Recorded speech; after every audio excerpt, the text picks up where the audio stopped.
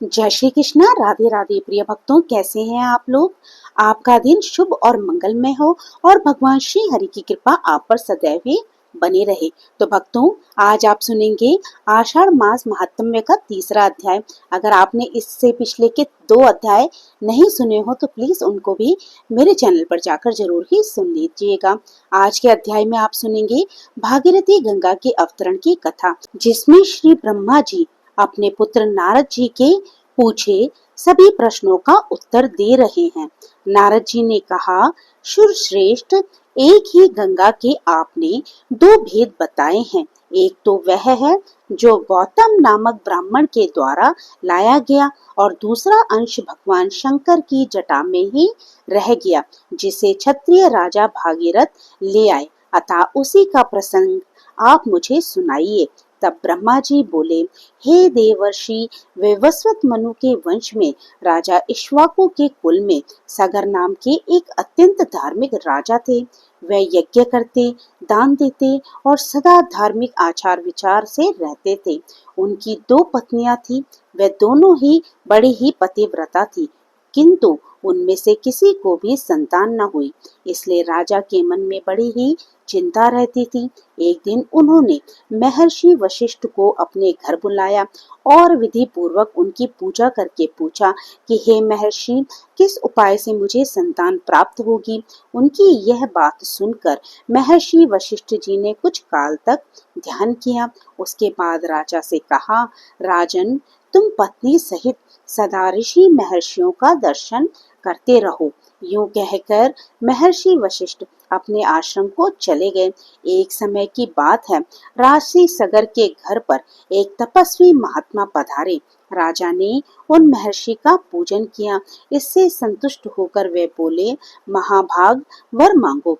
तो यह सुनकर राजा ने पुत्र प्राप्ति के लिए प्रार्थना की। मुनि बोले, तुम्हारी एक पत्नी के गर्भ से एक पुत्र होगा, किंतु वह वंशधर होगा, और दूसरी स्त्री के गर्भ से 60,000 पुत्र उत्पन्न होंगे।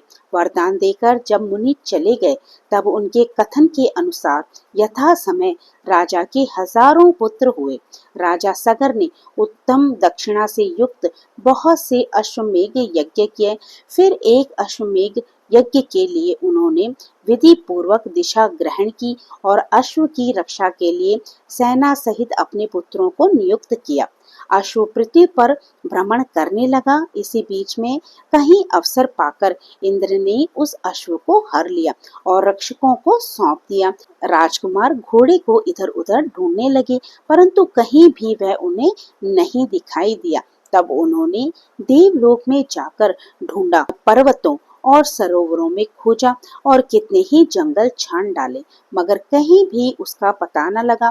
इस समय एक आकाशवाणी हुई कि सगर पुत्रों, तुम्हारा घोड़ा रसातल में बंधा है और कहीं नहीं। यह सुनकर वे रसातल में जाने के लिए सब ओर से पृथ्वी को खोदने लगे। क्षुधा से पीड़ित होने पर वे सूखी मिट्टी खाते और दिन रात भूमि को खोदते रहते। इस प्रकार वे शीघ्र ही रसातल में जा पहुँचे। सगर के बलवान पुत्रों को वहां आया सुनकर राक्षस थर्रा उठे और उनके वध का उपाय करने लगे। वे बिना युद्ध किए ही भयभीत होकर उस स्थान पर आए जहां महामुनि कपिल सो रहे थे। कपिल जी का क्रोध बड़ा प्रचंड था। राक्षसों ने वह घोड़ा ले जाकर तुरंत कपिल जी के सिरहाने की ओर बांध दिया और स्वयं चुपचाप दूर खड़े होकर देखने लगे कि अब क्या होता है। इतने में ही सगर के पुत्र रसातल में घुसकर देखते हैं कि घोड़ा बंधा है और पास ही कोई पुरुष सो रहा है। उन्होंने कपिल जी को ही अश्व चुराकर यज्ञ में विघ्न डालने वाला माना और ये निश्चय किया कि इस महापापी को मारकर हम लोग अपना अश्व महाराज के निकट ले चले। कोई बोला, अपने पशु बंधा है, इसे ही खोलकर ले चलें। इस सोए हुए पुरुष को मारने से क्या लाभ। ये सुनकर दूसरे बोल उठे, हम शूरवीर राजा के शासक हैं, इस पापी को उठाएं और क्षत्रिय उचित तेज से इसका वध कर डाले। फिर क्या था, वे मुनि को कटु वचन सुनाते हुए लातों से मारने लगे। इससे मुनि श्रेष्ठ कपिल को बड़ा ही क्रोध हुआ। उन्होंने सगर पुत्रों की और रोषपूर्ण दृष्टि से देखा और उनको भस्म कर डाला। वह सब के सब जलकर राख हो गए। नारद यज्ञ में दीक्षित महाराज सगर को इन सब बातों का पता न चला। उस समय तुमने ही जाकर सगर को ये सब समाचार सुनाया। इससे राजा को बड़ी ही चिंता हुई। अब क्या करना चाहिए ये बात उनकी समझ में नहीं आई। राजा सगर के एक दूसरा पुत्र भी था जिसका नाम असमंजा था। वह मूर्खतावश नगर के बालकों को उठाकर पानी में फेंक देता। तब पुरवासियों ने एकत्रित होकर राजा सगर को इस बात की सूचना दी। पुत्र का यह अन्याय जानकर महाराज को बड़ा क्रोध हुआ। उन्होंने अपने अमात्यों से कहा, ये समंजा बालकों की हत्या करने वाला तथा क्षत्रिय धर्म का त्यागी है, अतः ये इस देश का त्याग कर दे। महाराज का ये आदेश सुनकर अमात्यों ने राजकुमार को तुरंत देश निकाला दे दिया। असमंजा वन में चला गया।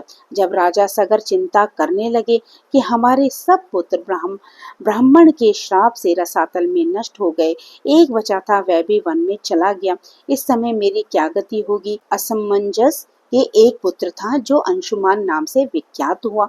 यद्यपि अंशुमान अभी बालक ही था तो भी राजा ने उसे बुलाकर अपना कार्य बताया। अंशुमान ने भगवान कपिल की आराधना की और घोड़ा ले जाकर राजा सगर को दे दिया। इससे वह यज्ञ पूर्ण हुआ। अंशुमान के तेजस्वी पुत्र का नाम दिलीप था। दिलीप के पुत्र परम बुद्धिमान भागीरथ हुए।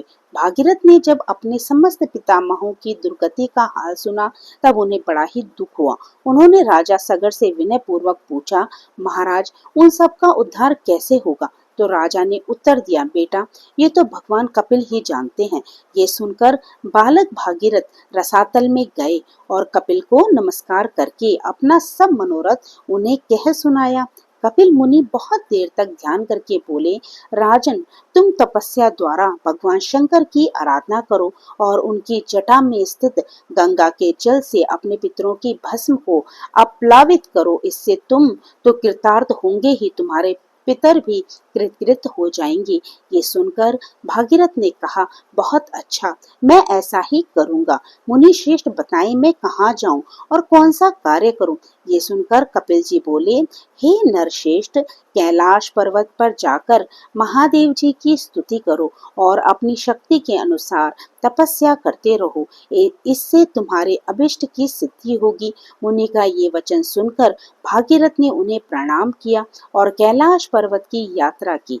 वहां पहुंचकर पवित्र होकर बालक भागीरथ ने तपस्या का निश्चय किया और भगवान शंकर को संबोधित करके इस प्रकार कहा, प्रभु मैं बालक हूँ, मेरी बुद्धि भी बालक की है और आप भी अपने मस्तक पर बाल चंद्रमा को धारण करते हैं। मैं कुछ नहीं जानता, आप मेरे इस अनजानपन से ही प्रसन्न होइए। अमरेश्वर जो लोग वाणी से, मन से और क्रिया से कभी मेरा उपकार करते हैं तथा हित साधन में संलग्न रहते हैं, उनका कल्याण करने के लिए मैं उमा सहित आपको प्रणाम करता हूँ। आप देवता आदि के लिए भी पूज्य हैं। जिन पूर्वजों ने मुझे अपने सत्र और समान धर्मा के रूप में उत्पन्न किया और पाल पोस कर बड़ा बनाया, भगवान शिव उनका अभिष्ट मनोरथ पूर्ण करें। मैं बालचंद्र का मुकुट धारण करने वाले भगवान शिव को नित्य प्रणाम करता हूँ।